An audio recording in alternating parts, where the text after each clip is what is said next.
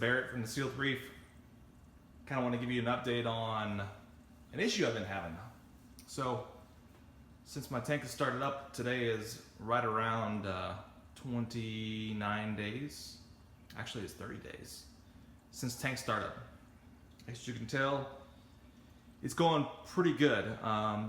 Tank's establishing real nicely, cycling beautifully. No real algae issues. I got plenty of Chaetomorpha in the sump refugium area to take care of that algae, along with my H380 grow light from Kessel. However, an issue I've been having is low pH. Initially it was right around 8.05, 8.1 at best. Then after about week 2, week 3, it would go down to hovering around 7.78, 7.85, somewhere around there. So okay, I've never had a low pH issue before until this tank. Therefore, I did some research and wanted to discover and see for myself if the CO2 scrubber idea would be a worthwhile effort and endeavor and cost. So I'm here to tell you about kind of how I solved my pH issues with the CO2 scrubber. I got it from Bulk Reef Supply, imagine that. But I wanted to do a little bit overview and how I set it up and kind of some tips and ideas of what you guys can do to raise your pH.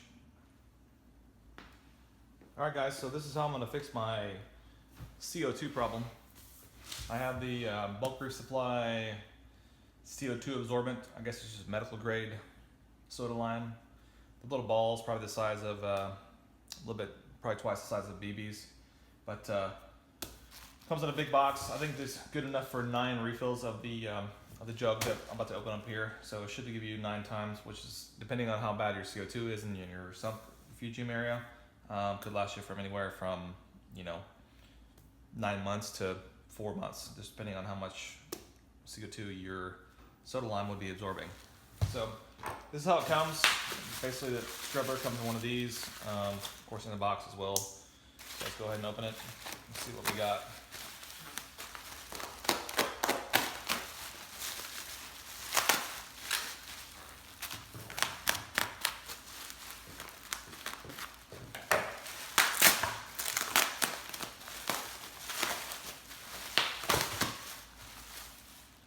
So I'm sure you've all seen the typical reactor from BRS or any other aquarium vendor. It comes with 2 3/8" barb fittings. Already has the vinyl tape in there to create a good seal. So that should be good to go. Then it has your container opener like this. I'll just exercise how this to go. Well, actually other way. There we go. Just to create a nice seal. Typical setup there on the inside. Here's your canister for your soda lime. I believe it has, see here, I guess the bottom. So it has the pad for there and then a pad to hold it inside. So what I'm going to do is probably fill it up from the bottom to the top. It has 2 pads. This one will actually keep the media compressed inside. So basically once you fill it up, I fill it up from the top to the bottom, fill it up all the way until this is flush with the top, and then go ahead and seal with the lid here. And what you also want to do, as per the instructions, is to add about a teaspoon of water, which I used RO. I don't know if it's necessary or not. It doesn't specify one way or the other. If you need RO or just plain tap water, be fine. But I just went ahead and used RO since I have, of course, a bunch of it for the automatic top off. Put a teaspoon in there, and then make sure you don't get your soda lime wet when you refill. So then, of course, it pops back on there, and it's ready for hanging. So let's go over to the tank area, and I'll kind of show you how I'm going to do it and how it's going to run it. Thanks. All right, guys, we're a little bit close quarters here in the sump area, but I wanted to show you kind of exactly how I did this. I had to move over my carbon reactor about probably 4 or 5 inches to make room for this guy, because obviously my equipment is pretty crammed in here in this 48-inch wide stand, but I got it in there. Just used a small wood screws with very large washers to make sure it's pressed up against the back nicely. Had to go to Home Depot to get some of those because I ran out of those doing other projects. But anyway, as you can tell, this is the inside here where the air intake, and then the out goes down to the 3/8 inch barb adapter, which goes all the way down, as you can see, to the bottom of this skimmer. I can't pull this out because it's already down there, but I want to at least give you an idea of kind of where it's going to go. So I ended up actually taking off the air intake module here, as you can see from the skimmer. You don't need that anymore. So this was actually run the 3/8 inch tube from here to the bottom of the skimmer, the air intake for the pump.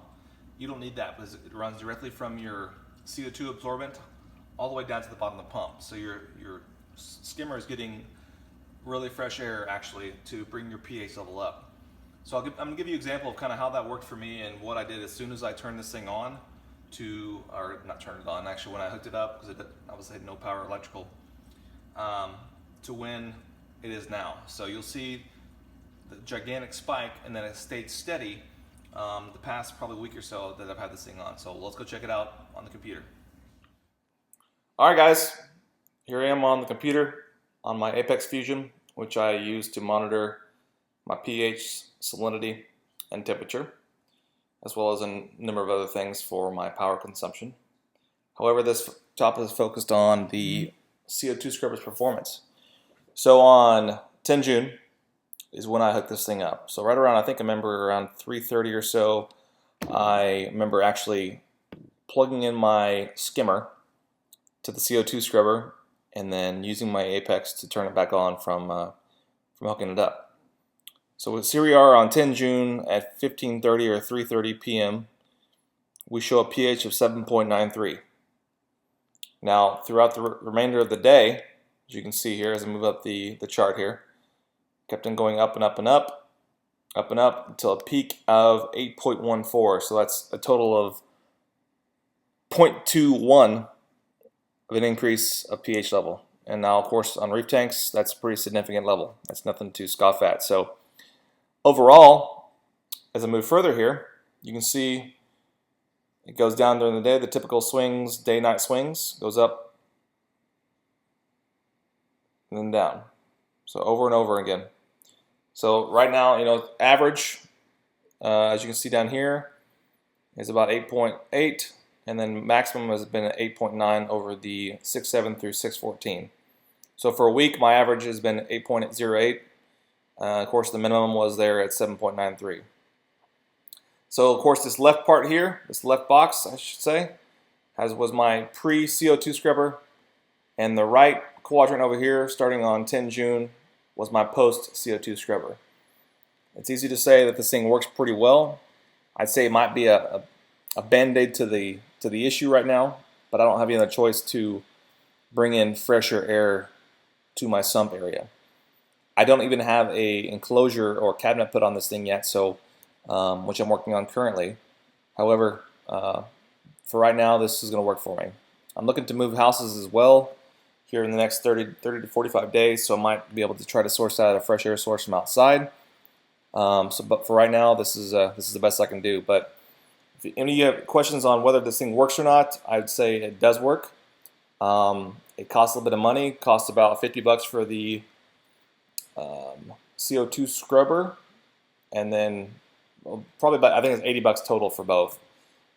So plus another, I think it's $50 for the soda lime material. So it's not cheap. But if you want those parameters to be correct, and you don't have any other choice really, besides additives, which are again another band-aid, but those create, I think, wider swings than what the CO2 scrubber will create. I think the scrubber will be a good solution for y'all. If you have any questions or concerns or comments, please leave it in the comments below. Hope you guys liked the video. If you did, please like it. And if you want to see some more stuff from me, go ahead and subscribe. And looking forward to hear from you in the comments and see what your guys' thoughts are on what I've done here. Thanks, guys.